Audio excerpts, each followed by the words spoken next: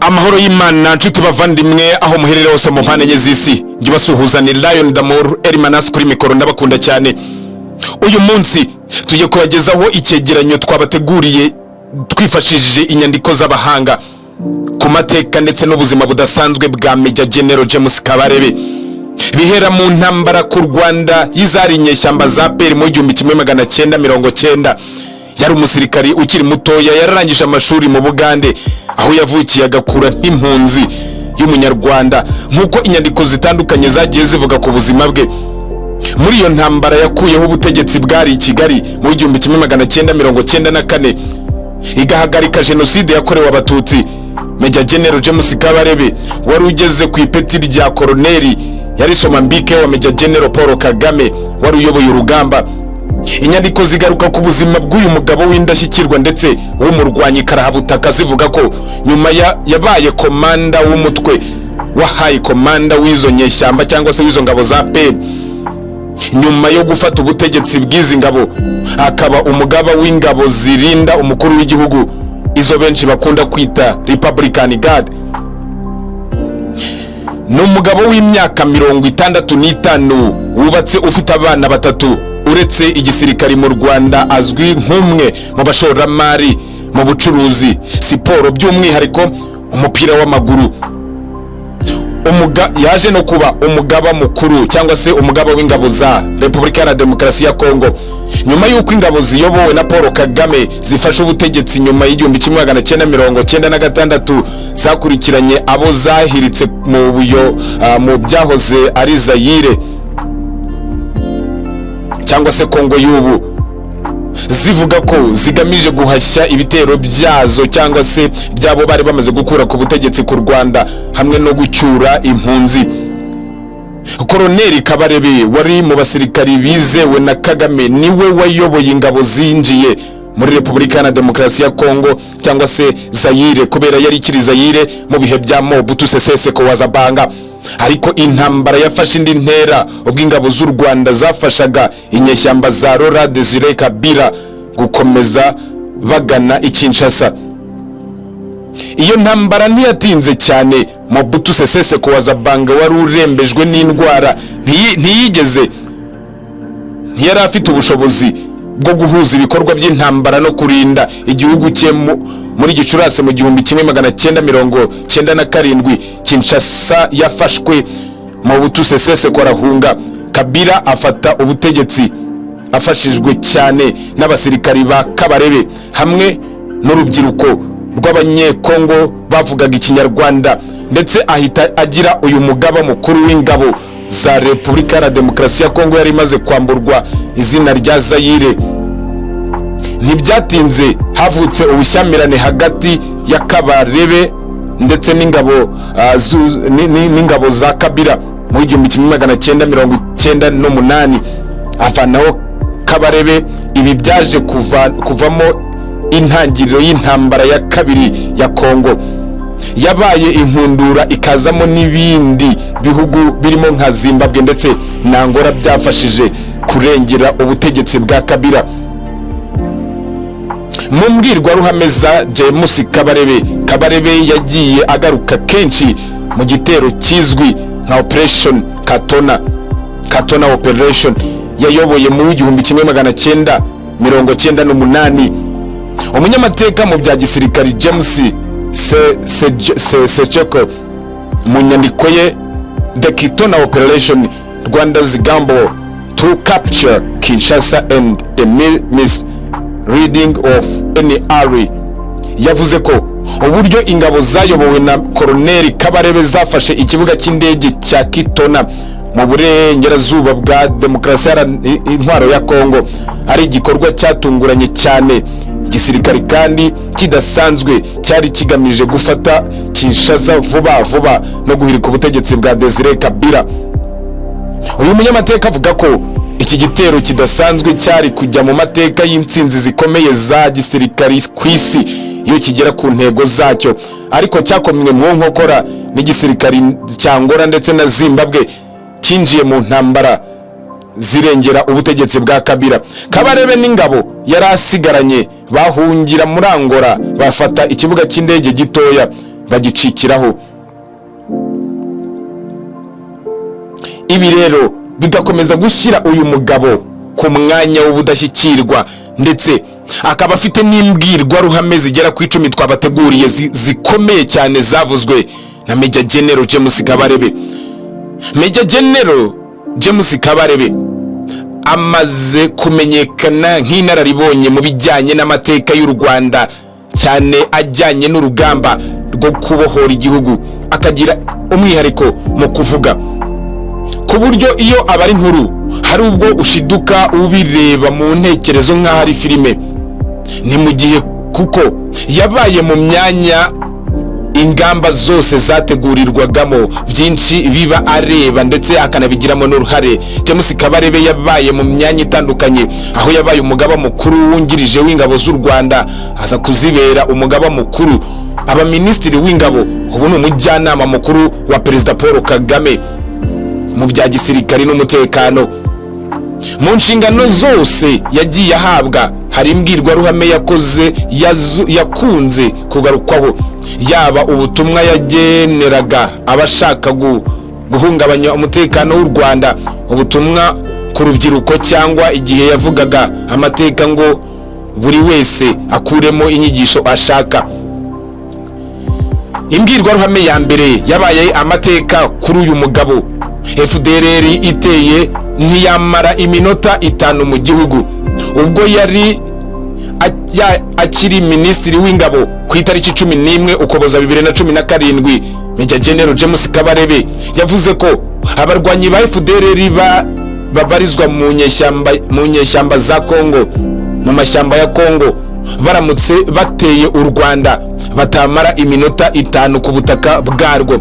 Ni nyuma y'uko tariki ya 4 Ukuboza 2012 Kabarebe na bagenzi be barimo uwari minisitiri w'imari n'igenamigambi ndetse n'ububanyi n'amahanga bageze ku nteko nshinga amategeko ikibazo cy'umutekano mu karere ndetse no guhagarikirwa inkunga. Yavuze ko FDLR ridashobora gufata u Rwanda ndetse ko nta n'isaha yamara.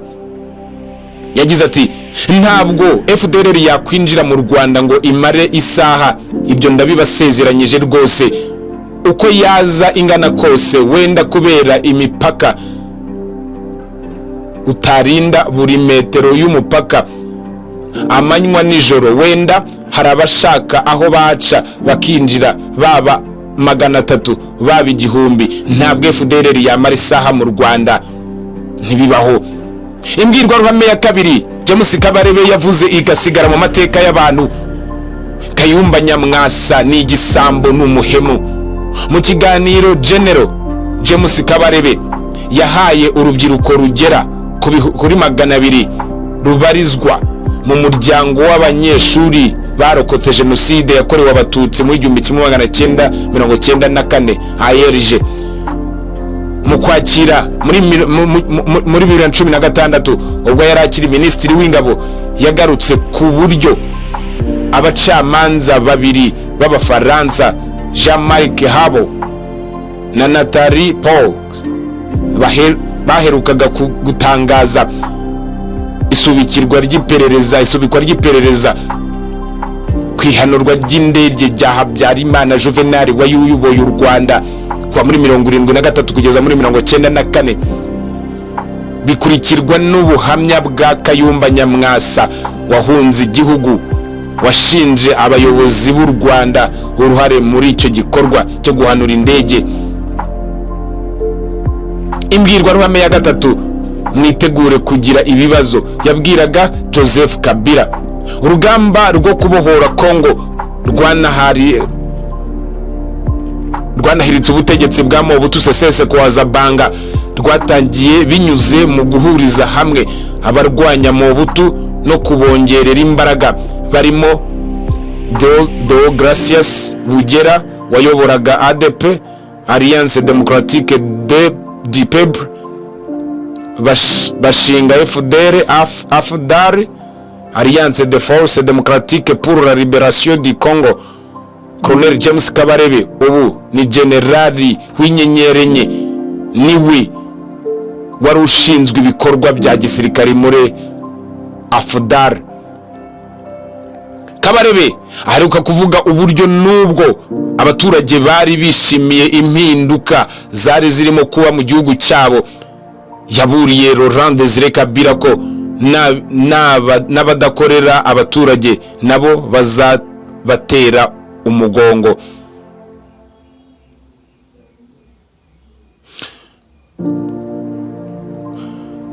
Imbwirwaruhame ya kane, uko ntawunguka yamubwiye ko azagaruka mu Rwanda nta mututsi ukirimo muri 2016 mu kiganiro yahaye urubyiruko rugera kuri 200 rubarizwa mu muryango w'abanyeshuri barokotse jenoside yakorewe abatutsi mu 1994. Umujyanama perezida wa Repubulika mu by'umutekano James Kabarebe yagarutse kuri Gen Ntawunguka wamubwiye ko azagaruka mu Rwanda nta mututsi ukirurimo, nyuma yuko ingabo za Repubulika ya Demokarasi ya Kongo FARDC zishize umuyobozi wa FDLR Foka General Sylvestre Mudacumura. Uyu mutwe washyizeho Major General Pacifique Ntawunguka ngo awuyobore. Umwarimu wamwigishije kurimba yishwe n'inkuba. Muri Mutarama 2020 nibwo General Kabarebe yagejeje ikiganiro ku barimu bo mu mashuri yisumbuye bigisha amateka bari mu itorero mu karere ka Nyanza. Yavuze amateka ye akiri ku ntebe y'ishuri, aho mwarimu umwe yamukundishije ururimi rw'Icyongereza, undi akamwigisha kuririmba burundu. Icyo gihe yabihuzaga nuko abarimu bakwiye iteka kuba abayobozi babo bigisha, bityo bagakora ibyiza kugira ngo babafatireho urugero. Imbwirwaruhame ya gatandatu, guhagarika jenoside byasabye icyemezo cy'umuntu umwe. Mu kiganiro n'abanyarwanda batandukanye batuye ku mugabane wa Aziya, uburasirazuba bwo hagati na Pasifika, haganirwa ku rugendo rwo kubohora rumaze imyaka 26 muri Nyakanga 2020. Kabarebe yagaragaje uburyo ubutwari bwa Perezida Kagame wayoboye urwo rugamba ari rwo musingi w'intsinzi imaze iyi myaka yizihizwa. James Kabarebe yavuze kandi ko yakebuye abahunahuna muri Uganda, mu gihe umubano mubi hagati y'u Rwanda na Uganda wari ukomeje gufata indi ntera. Muri Kamena 2018 General Kabarebe wari minisitiri w'ingabo yavuze ko u Rwanda ruturanye n'ibihugu birufitiye ishyari ku buryo bitarwifuriza ibyiza. Imbwirwaruhame ya 8, uko yarwanye n'Intare. Mu rugendo ruganisha ku rugamba rwo kubohora ingoma yavanguraga abanyarwanda, General Kabarebe yavuze ko abanyarwanda bahuye n'ibigeragezo byinshi, akaba hariho yageze we akarwana n'Intare. Muri Nyakanga 2013 General James Kabarebe yavuze ko mu mwaka w'1942 ubwo yari impunzi muri Uganda, umunsi umwe yari agiye ku ishuri anyura ku ngabo za Milton Obote zirimo gukina amakarita, imbunda zirambitse iruhande rwabo. Zikimukubita amaso aho yari mu muhanda hafi yabo ngo bateruye imbunda, baravuga bati kariya na Kanyarwanda. Batangira kumwigiraho kurasa. Amasasu amwe agwa iruhande rwe, andi agwa aho ahavanye ibirenge, kugeza arenze. Uyu munsi ngo niwo munsi wateye ibitekerezo bya James Kabarebe bihinduka, yishyiramo ko agomba kuba umusirikare.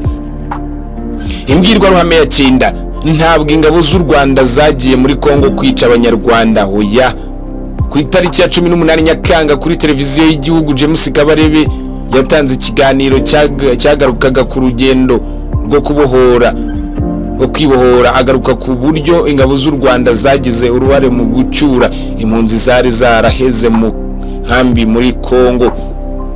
Hari nabwo yavuze yuko aya basirikari b'u Rwanda batagiye muri Kongo kwica abanyarwanda. Imbwirwaruhame ya 10 yabaye amateka kuri uyu mugabo wiha kurwanya Perezida Kagame, ndamubabarira. General James Kabarebe, ubundi uzi neza umujinya ndetse n'ibitwenge bya Perezida Paul Kagame, aheruka kuvuga ko abirirwa bavuga ko bashaka kurwana n'u Rwanda ntacyo bashobora kugeraho, ko icyo bakora gusa ari ukwirirwa bavuga ku mbuga nkoranyambaga n'ahandi. Ku itariki 7 z'ukwa 3 2019 yitabiriye ibiganiro byateguwe na Minisiteri y'Urubyiruko byiswe Rubyiruko menya amateka yawe,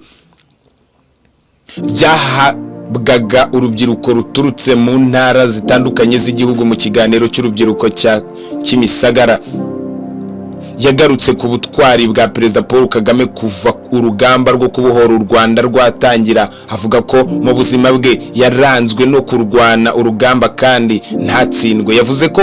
Yavuze ko mu buzima bwe mu gihe yabaga ari ku rugamba nabo yabaga ayoboye ijambo gutsindwa ritabagamo. Ati ibintu byo kurwana intambara mu mateka ye, Perezida Kagame nta mateka yo gutsindwa urugamba afite. Mu myumvire ye gutsindwa ntabwo bijya bibamo, nta kintu cyitwa gutsindwa kiba mu myumvire ye. Tunarebe no mu zindi ntambara, buri gihe yarateguraga akagupangira intambara, akaguha gahunda kandi akabazi ko ugomba gutsinda. Reka rero dusoreza ahangaha iki kiganiro cy'amateka ya Major General James Kabarebe. Ibiganiro byacu nakagaruka, turabakunda kandi turabakunda cyane. Ukora subscribe, like, share na comment, ubundi ujyubana natwe iteka ryose. Amahoro y'Imana njyewe ubategura nkanabagezaho bino biganiro by'ubwenge ni Lion d'Amour Hermanas kuri mikoro. Ndabakunda cyane. Ciao hasta la vista. Kora subscribe ukomeze ubane natwe, turabakunda.